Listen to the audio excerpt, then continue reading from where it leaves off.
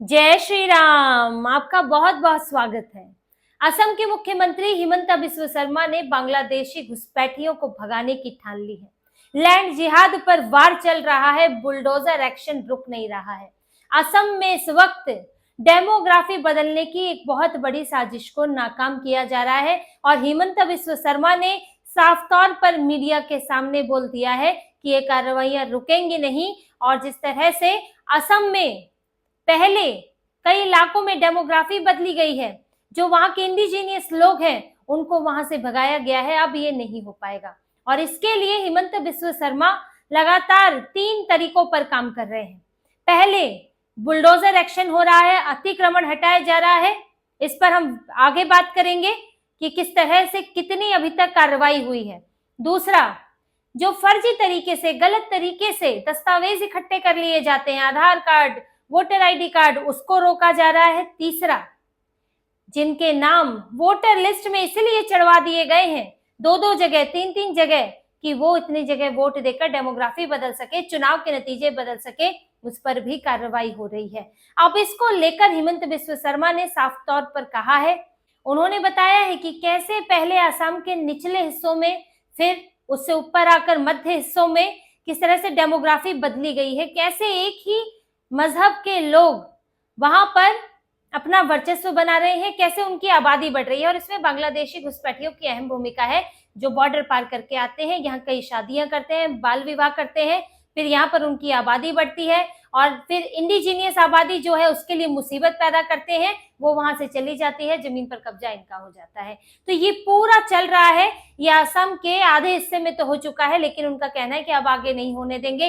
अब अगर हम ऐसा होने देते हैं, अगर आज ये अतिक्रमण नहीं हटाए जाते हैं, तो फिर 20 साल बाद ये लोग यहाँ पर परमानेंट हो जाएंगे, ये लोग यहाँ की वोटर लिस्ट में आ जाएंगे, फिर यहाँ की जो स्थानीय नेतृत्व है, जो दूसरी पार्टी है, वो इन्हें हटाने नहीं देगी और इस तरह से पूरी तरह से एक इलाके की, एक जिले की डेमोग्राफी बदल जाएगी। इसीलिए अभी अतिक्रमण हटाना जरूरी है।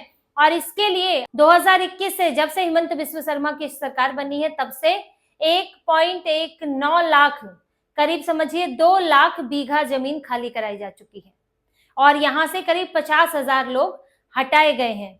और ये कहाँ पे ये कब्जे थे? जंगलों में। असम में जो जंगल है, जंगल का इलाका है, जहां पर अब आबादी तो बसती नहीं है, लोगों के तो गांव अलग होते हैं, लेकिन जो जंगल का इलाका है, जहां पर थोड़ी बहुत जगह है, वहां पर ये लोग टेंट तंबू डालकर बैठ जाते हैं और फिर वहां पर धीरे धीरे अपने रिश्तेदार, अपने बाल बच्चे लाकर और बसाना शुरू कर देते हैं और वो पूरा गांव जैसा बस जाता है।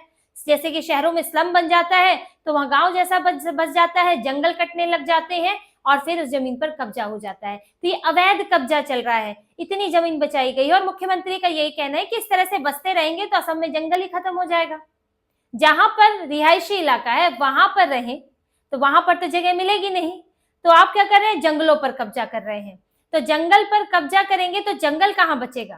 तो इससे ये भी समस्या है कि असम में जंगल ही नहीं बचेगा। दूसरा, वहां पर आबादी बदल जाएगी पूरी की पूरी।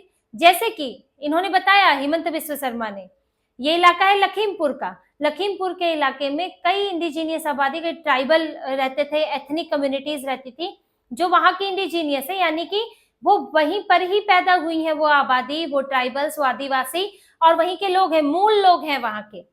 लेकिन अब क्या हो रहा है लखीमपुर में? उन्होंने बताया कि 224 परिवार वहां पर ऐसे हैं जो कि बाहर से आकर बसे, और वो यही है, बांग्लादेशी मुसलमान या दूसरे मुसलमान है। 224 परिवार मिले हैं और ये परिवार आके कहां से बसे हैं? आप इसको नक्शे में देखिए कि लखीमपुर कहां पर है।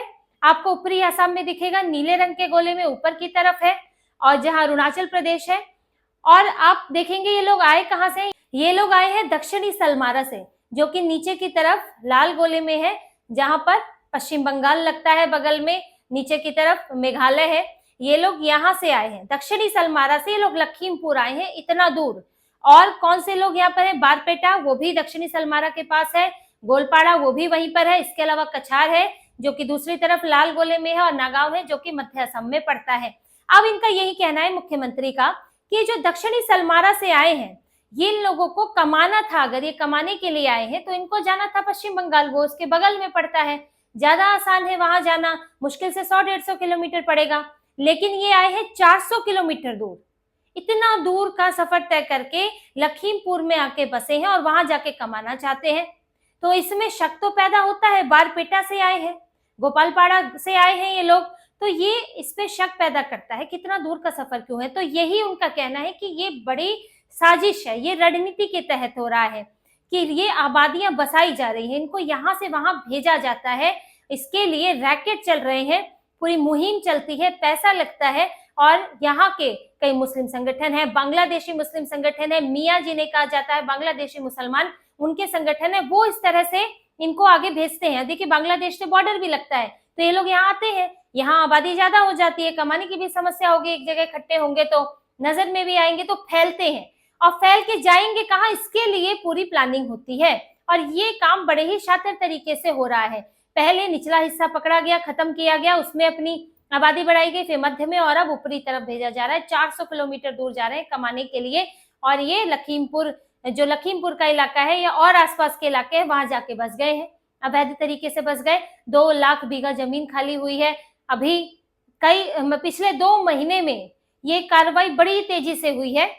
5 बार अतिक्रमण हटाया गया है यहाँ से, और हर बार अतिक्रमण में हजारों हजार, 2-2, 3-3 हजार लोग निकलते हैं, और इस तरह से करीब 50,000 आबादी हो गई है। अब आप समझिए कि अलग अलग इलाकों में इतनी आबादी है, और धीरे धीरे ये आबादी बढ़ जाएगी, फिर वहां पे मदरसे बनेंगे, वहां पे मस्जिदें बनेंगी, फिर और आबादी बढ़ेगी, फिर किसी दिन दंगे होंगे, किसी दिन किसी मंदिर के आगे मांस मिलेगा पड़ा हुआ, कहीं किसी बात पर कोई यात्रा निकलेगी तो दंगा होगा, फिर जो वहां के मूल लोग हैं, जैसे कि मुर्शिदाबाद में हुआ था, उनके घर जलाए जाएंगे, उन बेचारों को घर छोड़कर भागना पड़ेगा, क्योंकि जो वहां के मूल लोग हैं वो हिंदुओं में, या फिर और दूसरे जो यहाँ पर जैन हैं, यहाँ पर सिख हैं, यहाँ ऐसा नहीं देखने को मिलता है कि वो लोग अपने आसपास जो आबादी है उसको भगाने के लिए पूरी प्लानिंग में जुटे हुए हैं कि उन्हें वहां से निकाल दिया जाए और कोई मौके का इंतजार किया जाए। लेकिन यहाँ है मुस्लिम आबादी के साथ, मुर्शिदाबाद में हुआ, और आप संभल का तो जानते ही हैं, वहां पर पहले 60% हिंदू हुआ करते थे, अब 20% हिंदू बचे हैं।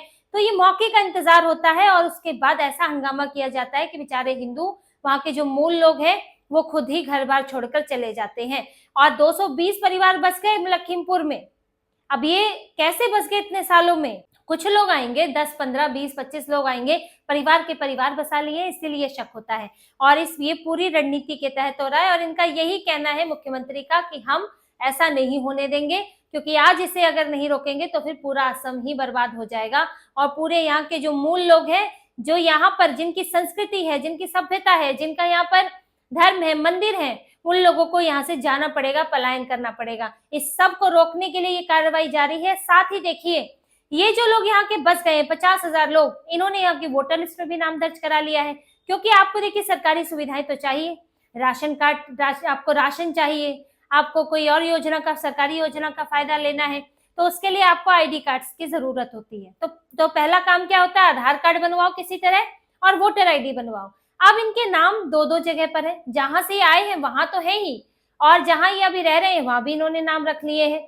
अब इसका क्या होता है कि जब ये जिस गांव से आए हैं वहां पर इनका नाम तो चढ़ा है, तो अब या तो वोट नहीं डलेगा या इनकी जगह फर्जी वोट डल जाएगा वहां भी, और जिस पार्टी के लिए फायदेमंद होंगे वो इनकी जगह वोट डलवाएगी, ये यहाँ पर वोट डालेंगे। अब ये यहाँ के है नहीं, लेकिन यहाँ वोट डाल रहे हैं, तो यानी कि पूरी डेमोग्राफी बदल गई चुनाव के लिए। तो इसीलिए मुख्यमंत्री ने आदेश दिया है कि इन लोगों को, अब इनका घर तो यहाँ है नहीं, और ये अवैध तरीके से भी रह रहे थे, लीगल काम कर रहे थे, तो इनका नाम वोटर लिस्ट में क्यों होना चाहिए? उन्होंने कहा है कि इन लोगों की पहचान करके इनका नाम इस जगह की वोटर लिस्ट से हटवाया जाए, जहां ये मूल रूप से रहते हैं, वहां की वोटर लिस्ट में इनका नाम होगा, उसे वहां रहने दिया जाए, ये वोट देने जाए वहां। 400 किलोमीटर आए हैं दूर, तो जाए वोट देने 400 किलोमीटर, तो या जो इनको लाया है वो ले जाए इन्हें वोट देने के लिए। इसीलिए वोटर लिस्ट से इनका नाम हटाया जाएगा, क्योंकि इस तरह से पूरी चुनावी प्रक्रिया प्रभावित होती है, और जो वहां के रहने वाले हैं लोग, असली लोग हैं वहां के, उन लोगों की मतदान में कोई भूमिका ही नहीं रह जाती है। इसी तरह से जो असम की सरकार है, वो आधार कार्ड बनाने के नियम भी सख्त करने जा रही है, क्योंकि आधार कार्ड के लिए तो अब ऐसा रैकेट चल रहा है कि जिनको असल में बनाना है उनके लिए मुश्किल हो जा रहा है, नकली बनाने वालों का फट से आधार बन जा रहा है, 500-500 रुपए में आधार बन के मिल रहे हैं बांग्लादेशियों को। ये स्थिति आ गई है, बांग्लादेशी घुसपैठियों के लिए सबसे आसान काम हो गया आधार कार्ड बनवाना। इसीलिए असम में इसके लिए नियम कड़े किए जा रहे हैं। अभी कैबिनेट में अनौपचारिक बैठक अनौपचारिक बातचीत हुई थी इसे लेकर, और इसे अगली का कैबिनेट की बैठक में जो नए नियम बनाए जा रहे हैं उन्हें औपचारिक रूप दे दिया जाएगा। और ये नया नियम देखिए क्या है, उन्होंने कहा है सीएम ने कि अब जो वयस्कों के आधार बनने के लिए जो आवेदन आएंगे, यानी कि 18 साल से ऊपर के लोगों के लिए, उनकी मंजूरी जिला आयुक्त देंगे। अभी तक क्या होता था कि सरकारी स्तर पर कागज आ रहे हैं, विभाग के पास आ रहे हैं और उसमें कुछ और डॉक्यूमेंट देखे और मंजूरी दे दी, लेकिन अब जिला आयुक्त से आपको मंजूरी लेनी होगी। बड़े अधिकारी को ये जिम्मेदारी दे दी गई है, क्योंकि उनका कहना है कि अब असम में लगभग सभी लोगों के आधार कार्ड बन चुके हैं, क्योंकि अब तो सालों साल हो गए आधार की प्रक्रिया को शुरू हुए। अब वयस्क बहुत कम बचे हुए हैं जिनको नए आधार की जरूरत है, या तो छोटे बच्चों का बनेगा या जो अवयस्क हो रहे हैं उनका बनेगा, और बाकियों का तो बन ही चुका है, जो है 40, 50, 30, 35 साल के हैं उनका तो अब बन चुका है। तो ऐसे में आवेदन अब कम आ रहे हैं, इसीलिए वयस्कों की संख्या कम है। तो अब जिला आयुक्त इसको देखेंगे, क्योंकि घुसपैठिए भी इसमें आवेदन कर देते हैं और उनको आधार कार्ड मिल जाता है। इसलिए अब जिला आयुक्त के लिए आसान है कि संख्या कम है, तो ऐसे में वो जांच करें, उनको दिखाए बिना, उनकी मंजूरी के बिना आधार कार्ड नहीं बनेगा। तो यानी कि घुसपैठियों के लिए आधार कार्ड बनाना मुश्किल होने वाला है। आधार कार्ड नहीं बनेगा तो वोटर आईडी में भी नाम देने के लिए मुश्किल आएगी। साथ ही जन्म प्रमाण पत्र भी देखे जा रहे हैं। तो अब ऐसे भी आवेदन आ रहे हैं जिनका जन्म तो कई साल पहले हुआ था, लेकिन अब मांग रहे हैं जन्म प्रमाण पत्र। तो इन मामलों को भी जांचा जा रहा है, जो सही है, जो लगता है कि हाँ किसी वजह से खो गया, बाढ़ में बह गया, तो उनको वाकई दिया जा रहा है। लेकिन जो घुसपैठिए हैं, जो बहाना कर रहे हैं, जिसके ऊपर शक है, उनको नहीं दिया जा रहा है। तो इसकी भी गहन जांच होगी कि जन्म प्रमाण पत्र, अगर कोई ऐसा व्यक्ति आ रहा है, कोई बच्चा है जैसे जिसका 1 साल 2 साल में नहीं बना है और बच्चे की उम्र कम है, उसके लिए मांग रहे हैं, एक अलग बात है। लेकिन अगर कोई बड़ा आदमी आ रहा है, ज्यादा उम्र वाला आ रहा है और वो कह रहा है मुझे जन्म प्रमाण पत्र चाहिए, तो वो शक के दायरे में आएगा कि उसका जन्म प्रमाण पत्र गया कहाँ, जो कि जन्म के समय बन जाता है, किस वजह से उसके पास नहीं है और अब तक वो कहाँ था, उसने इस उम्र तक क्या राशन कार्ड नहीं बनवाया, क्या उसे किसी भी जगह जन्म प्रमाण पत्र की जरूरत नहीं पड़ी, जो आज अचानक से वो जाग रहा है। तो ये सारी बातों को ध्यान में रखते हुए दस्तावेज बनाने के नियम भी कड़े किए जा रहे हैं, क्योंकि बांग्लादेशी घुसपैठी जो यहाँ आते थे, जो इन्होंने यहाँ की डेमोग्राफी बदली, कई इलाकों में मुस्लिम बहुल हो गए हैं। जो पहले असमिया लोग जहाँ पर हुआ करते थे, वहां अब मुस्लिम बहुल इलाके हो गए हैं। करीब 15 जिलों में मुस्लिम आबादी ज्यादा हो गई है असम के, और पूरे असम में 36% मुसलमान है, जिसे हिमंत बिस्व शर्मा का कहना है कि 40% अभी तक वो आबादी हो चुकी होगी। नई जनगणना, पुरानी जनगणना के हिसाब से 34% है, 36 नहीं 34% है, और आगे वो 40% तक अभी तक हो गई होगी। तो इतनी आबादी इस तरह से बढ़ रही है, और उसमें भी बांग्लादेशी घुसपैठियों की, मियां मुसलमान जिनको कहा जाता है, वहां पर उनकी संख्या बहुत ज्यादा है, और वो लोग लगातार सरकारी सुविधाओं का फायदा उठा रहे हैं और यहाँ पर जमीन कब्जा कर रहे हैं। इन्हें बस परजीवी की तरह भारत को खत्म करना है, भारत को खाना है, और इसी के लिए ये लोग यहाँ पे बैठे हुए हैं। इसलिए राष्ट्रीय सुरक्षा के लिए भी ये गंभीर खतरा बन जाते हैं, और हिमंता बिस्व शर्मा की सरकार अब रुकने वाली नहीं है। लगातार ऐसे तरीके आएंगे और कम से कम जितना हिस्सा बचा हुआ है असम का, उसको सुरक्षित किया जाएगा। तो इसी तरह की और खबरें और विश्लेषण आपके लिए लाते रहेंगे। हमसे जुड़े रहिए, सब्सक्राइब कीजिए, कमेंट कीजिए। बहुत बहुत धन्यवाद। जय श्री राम।